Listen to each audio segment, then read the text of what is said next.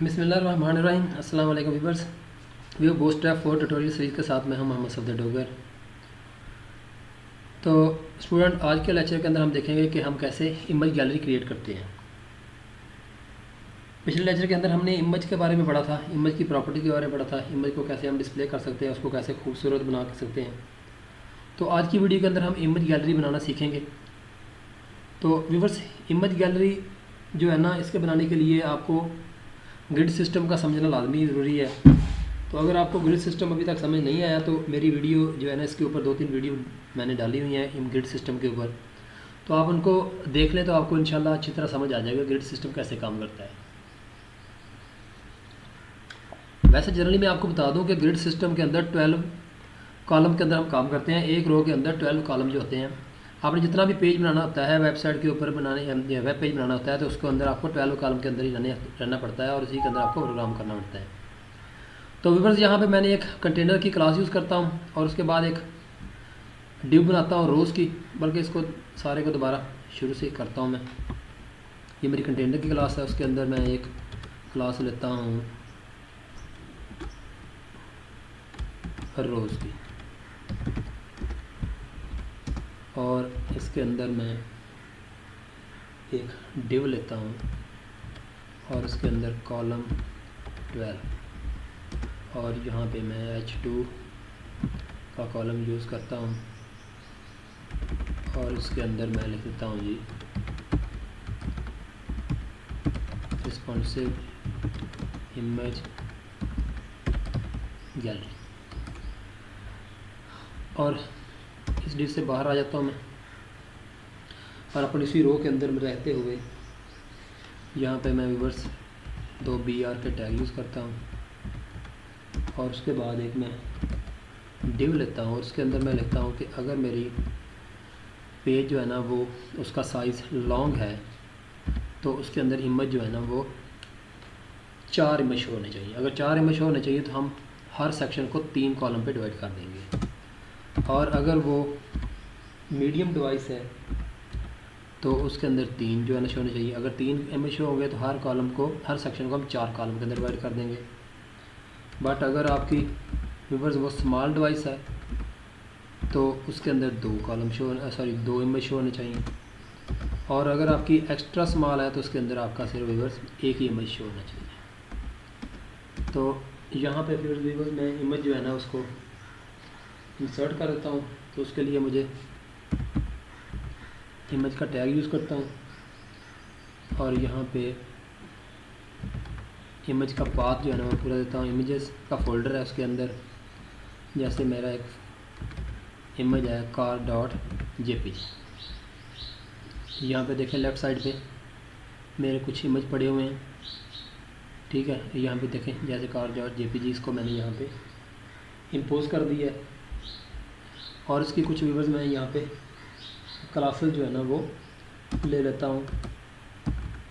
जैसे क्लास है जी image thumbnail, और उसके बाद इसको मैं राउंडेड भी कर देता हूँ। सेव करने के बाद व्यूअर्स जैसे मैं इसको रिफ़्रेश करता हूँ तो ये देखें मेरा इमेज जो है ना यहाँ पे शो होना शुरू हो गया है। तो अब इस तरह व्यूअर्स इसको कोड को कॉपी करके मैं काफ़ी सारे इमेज जो है ना यहाँ पे इंपोज करता हूँ। जैसे यहाँ से लेके इस कोड को मैं यहाँ पे कॉपी करता हूँ और यहाँ पे मैं पेस्ट करता जाता हूँ। ये 3 दफ़ा पेस्ट किया है तो ये इमेज जो है ना 3 दफ़ा शो हो जाएगा, ये देखिए। और एक दफ़ा मैं और पेस्ट करता हूँ तो ये 4 दफ़ा इमेज शो हो जाएगा। अब यहाँ पे इमेज के हम नाम बदलते जाते हैं। हमारे कार की बजाय यहाँ पे मैं imran.jpg कर देता हूँ। यहाँ पे मैं व्यूअर्स tulips.jpg कर देता हूँ, ट्यूलिप्स। उसके बाद व्यूअर्स को और भी इमेज है मेरे यहाँ पे पड़े हुए देखें, तो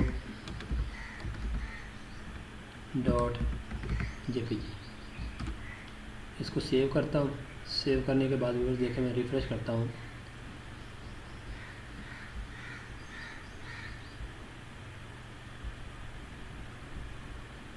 तो ये इमेज शो क्यों नहीं हो रहा।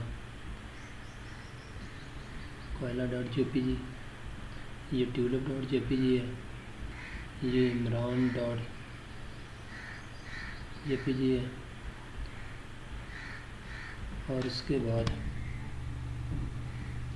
ये इमेज कार, ये इमेज इमरान डॉट जेपीजी और ये TULIPS। इसको दोबारा सेव करता हूँ। सेव करने के बाद इसको ये इमेज यहाँ पे आ रहा है बट इसको शो नहीं कर रहा, तो इसमें कोई प्रॉब्लम देख लेते हैं। इमेज सोर्स है इमेजेस, सॉरी ये 2 दफ़ा जेपीजी लिखा गया है। इसको सेव करते हैं। सेव करने के बाद रिफ़्रेश करता हूँ तो ये देखें चारों इमेज मेरे शो हो रहे। इसी तरह भी बस मैं 4 इमेज और यहाँ पे जो है ना वो इंसर्ट कर देता हूँ, और इसका नाम जो है ना मैं चेंज कर देता हूँ यहाँ पे imran1.jpg।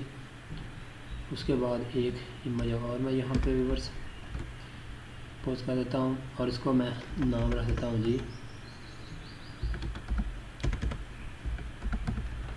flower.jpeg।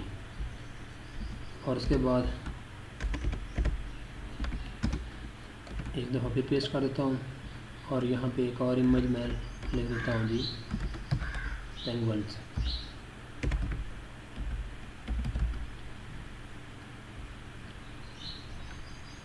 और उसके बाद यहाँ पे एक और इंसर्ट कर देता हूँ, और इसका मैं नाम रख देता हूँ जी mobile1.png।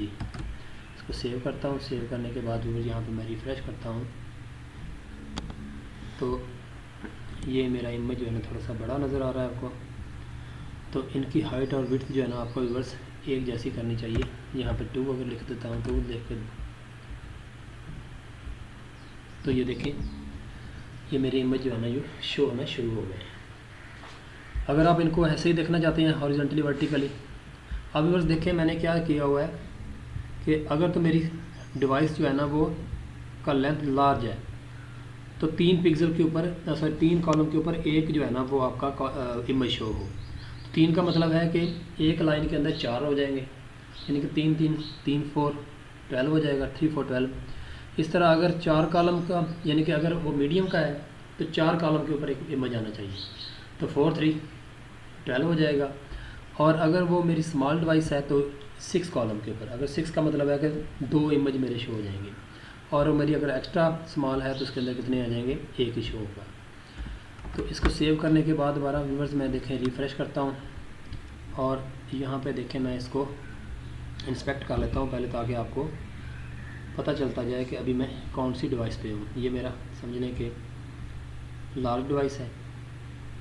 लार्ज से देखें मैं थोड़ा सा मीडियम पे जाता हूँ जैसे, तो ये देखें 1200 से जैसे मैं नीचे जाऊँगा तो वो मेरा मीडियम स्टार्ट हो जाता है।